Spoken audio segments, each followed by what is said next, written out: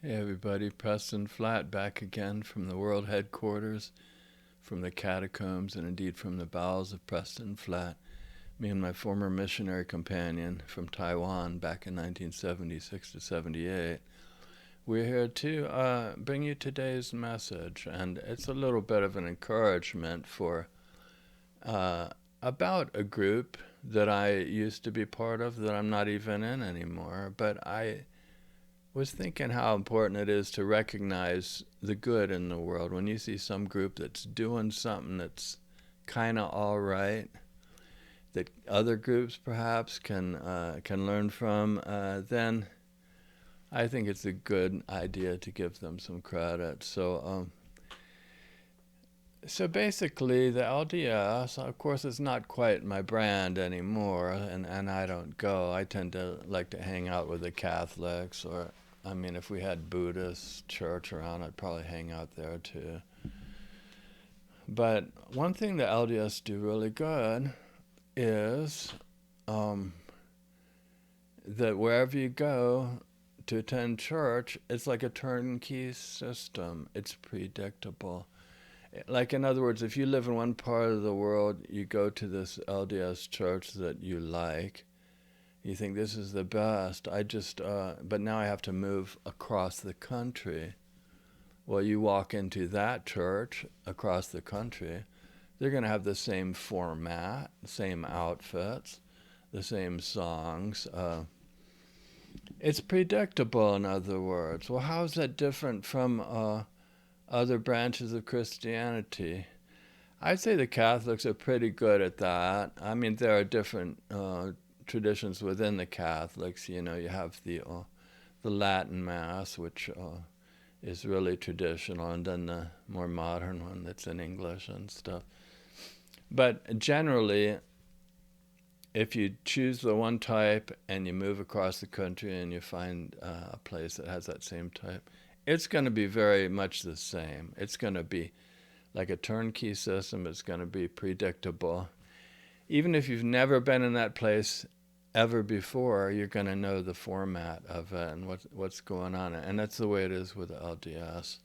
So the LDS have this really good control of their brand. They've standardized it, basically, almost like a fast food restaurant would do, which is not, I mean, some people hear that, they think, oh yeah, it's all commercial and stuff.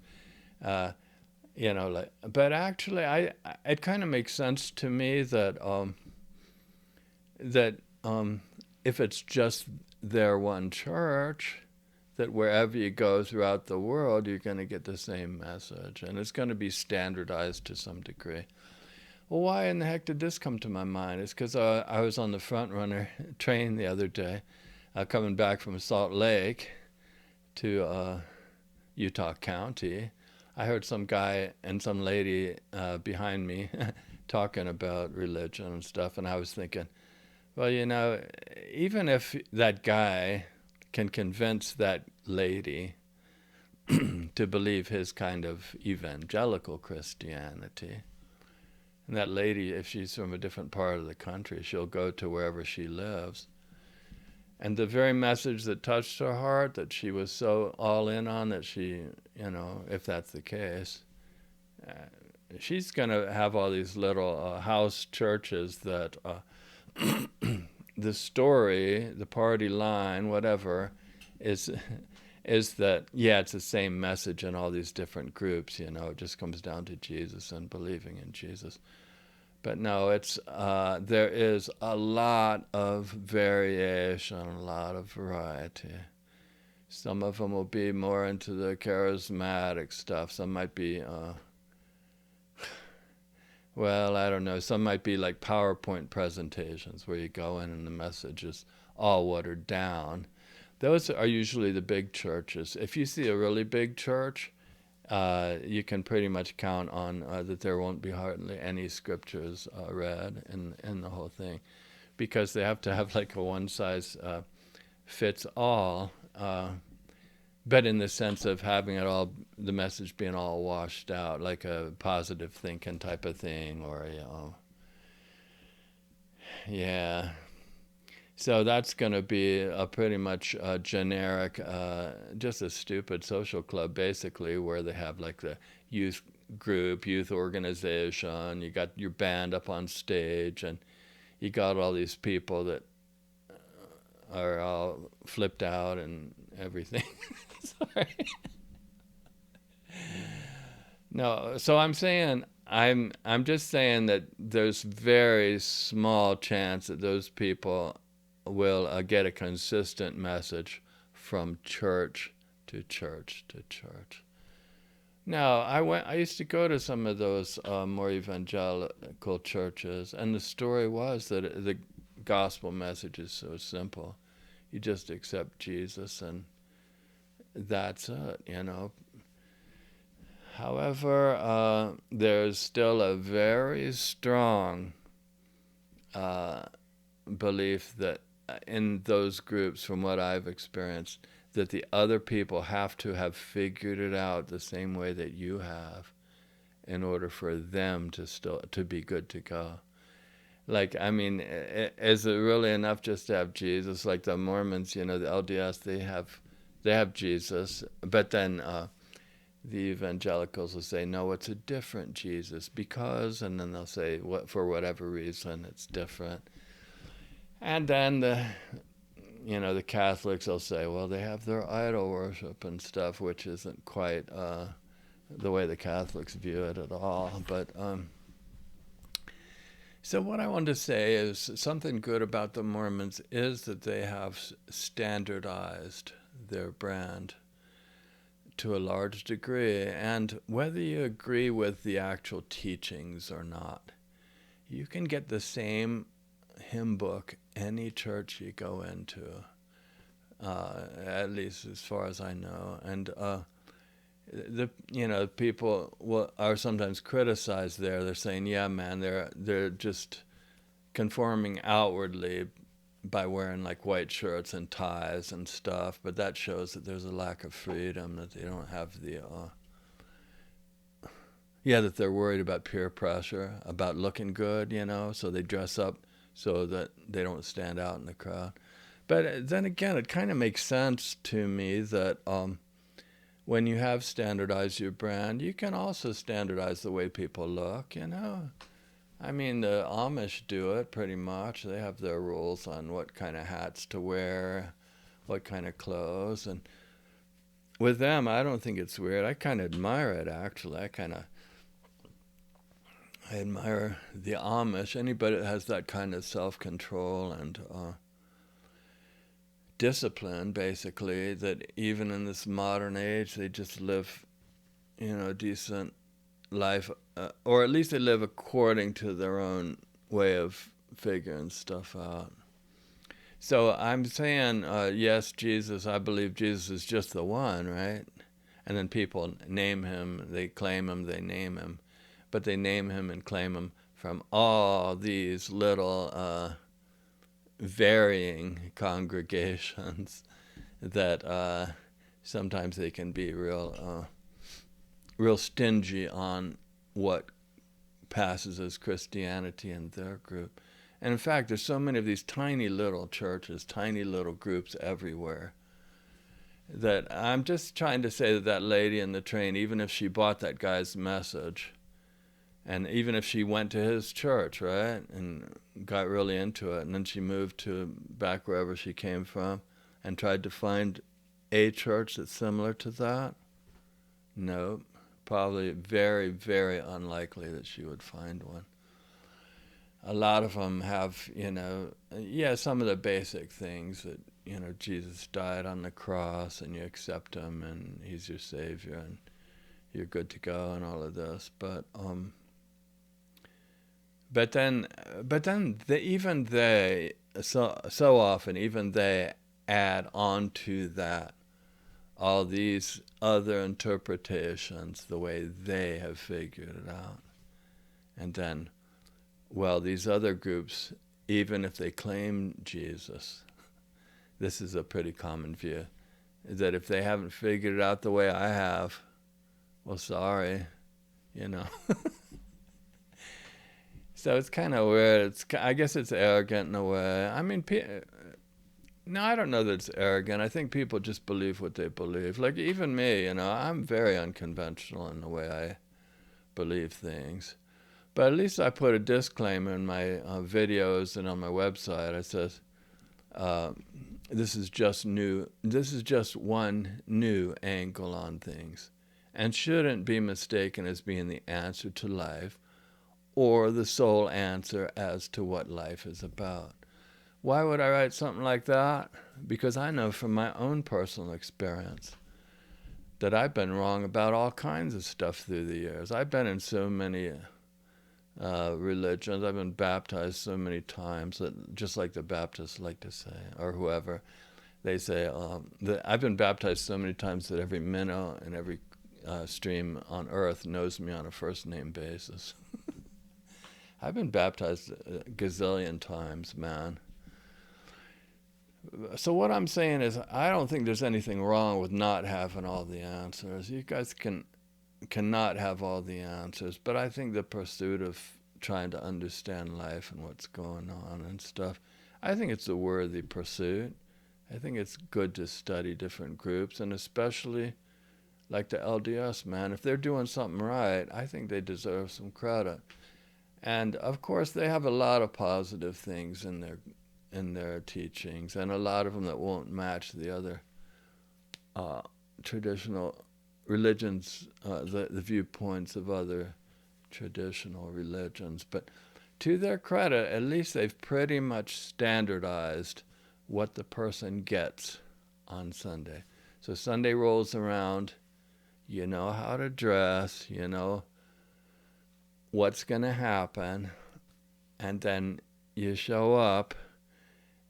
And it may be that on that day you're just sitting there yawning, bored, and tossing Cheerios to a kid just to get it to shut up, But at least it's standardized, you know what I mean? You go to about any church, LDS church in the U.S. at least, and you'll find people with bags of Cheerios just flipping them to kids. But see, that becomes part of the culture. And that becomes pretty sweet, actually. It's something like green jello. It's something like funeral potatoes. It's just part of the LDS culture. Eventually, it's like, isn't that cute? Look at that person just scrambling for those Cheerios while the parents are sitting there trying not to look too bored. But I have to say, man, I am thankful for the way I was raised, because at least the LDS, I have so many memories that if I hadn't been raised LDS, there's no flipping way I would have gotten to experience those, man. I got to go to Taiwan as a missionary. That was such a great thing. Learn another language, learn to knock on doors and talk to people in Chinese. That was like the coolest thing ever. And then the youth dances, the youth conferences, all of that. It was pretty dang sweet. So I think the LDS Church definitely works. I think it's definitely a great religious option. But from my experience, it only works if you can. It only works in a vacuum. You got to keep separate from the world. You can't be Googling all the different church history and everything else, because it's going to make your mind so messed up, so confused that you won't be able to get full value out of it. To get full value, you gotta be just all in, And so my hope for the LDS people, I used to hope that every one of them would research their group, and that all the new people that getting baptized, that they would only get baptized after full disclosure, after they've researched everything. But the more time that goes by, the more sweet I think it is when someone doesn't even know about the contrasting opinions and just says, "This is my culture, I'm in it," and I think they really can get a lot of good value if they keep focused on their brand, just keep focused on that. But it's so difficult to not study and Google or do internet searches, especially if the person is even remotely claiming to be interested in their group. Yeah, I'm really interested in it. It's my whole life is based on this religion. But I'm not going to search on it online. You see that? It's and actually a lot of respect for the people that don't search it, because I want them to be happy in life. And from my experience, I have found that people that research and study and come up with all these very varying historical accounts, it just makes it so they can't be all in as they once were. And so they're like a battery that was once charged up, all full power, but then it's got all these little drains, electrical drains going to all these little possibilities and stuff, and pretty soon they end up kind of wishy-washy and not getting full value. So I think I really suspect that up in heaven, my parents, they were LDS. My hope is that they're up there just floating around having the best time ever, and their whole thing, everything they were about in their group was good enough for them, and that they're good to go. That's my hope. I have to hope that because I really love those people. But and I think that the people that are so strict that these other groups have to have figured it out the way they did with their small little minds, mingled with scripture. Now that sounds insulting. Everybody's got a small mind, actually, in whatever way it is. Anyway, oh man. So let's give the Mormons some credit for standardizing their brand and for being able to produce a nice Sunday worship experience. I think they do good in that, and I think they're some of the nicest people you'd ever want to meet. So God bless them, and I'm thankful to be living in Utah, and I get to hang out with some of these nice people. They're just like the best ever. I just really love them, and having been out of their group for a while, now I have the freedom to sit back and sip on my coffee if I want. And I find that the people aren't even strict on. I mean, they don't care. Like I was at the senior center the other day. I was sitting down at this table of Chinese people with my coffee. I was sitting there sipping it down in the senior citizen center, and all these Chinese people were sitting there, and they said, "Well, how'd you learn your Chinese?" And I said, "Well, when I was a missionary in Taiwan back in 1976 for the LDS Church." I lived there for 2 years, and then I'd take a sip of my coffee.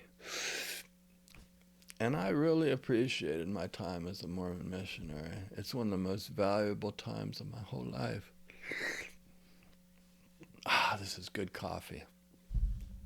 But I can be real, and I can show real interest in them. And actually, I look at those people, if they're still into it, at least they're into something, I mean, what else is their alternative? If somebody doesn't have like a software program for their brain, they don't have like a basic computer program on where to go on Sunday, how to treat their neighbor, and all of this, then what are they going to do? Just flounder and invent it as they go? No. The computer program may not be perfect as far as maybe you or me would consider, but at least it's a software program, and I really do think it helps get them from point A to point B. And so my hope for my LDS friends is that they can always stay happy, and that they never ever will come across anything that could take away that joy and that happiness for them. Because I think if they can somehow get through life in their group, I think they're going to be good in the same way that a freshwater fish is good to go in fresh, clear water, even though there are also fish that are saltwater fish. And they're good to go in their salt water, right? But you tell the freshwater fish that, no, you tell the saltwater fish that it needs fresh water. You try to change it, you throw it in the fresh water. It just flipping, doesn't do too good. Same with the LDS. They're good in their element, man. But you start telling them where they're wrong and you throw them in the salt water. It's not doing them any favors. But now I'm just trying to say, in their element as a freshwater fish, the LDS are swimming along, and they have an ecosystem. They have an environment there. They have the plants that grow in that setting. And those are all the good things of culture that have developed through the years. The funeral potatoes, the green jello, and the Cheerios that parents flip to their kids on Sundays and stuff like that. It's pretty sweet. It can be pretty good. But what you don't want is to get into something and then later find out that you were religiously duped and then have regrets. So that's the thing, man. I don't know what to tell you. Because if there's even the slightest chance that you could get into it and be so happy and everything, but then you realize that you're maybe a different brand or something, and it upsets your world, that could be pretty rough. So anyhow, a lot of love for the Mormons.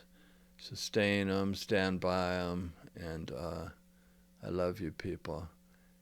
But I don't know what to tell you because it's a pretty difficult situation now in the modern information age, because you really don't need to know some of the varying viewpoints on how things may have happened in the past. And so I'd say live more like an Amish person, man. Or like an Amish horse with its blinders on, Just keep to what you got, because that is what has worked. And but I don't know how you're going to keep your kids sheltered when they go to school, or and they're exposed to all these different viewpoints and stuff. It's going to be pretty challenging. So maybe eventually the LDS will have to live like the Amish. Maybe they'll have to really step aside from the world and not send their kids to public schools. And actually, I admire the Amish, man. Anybody that can do that.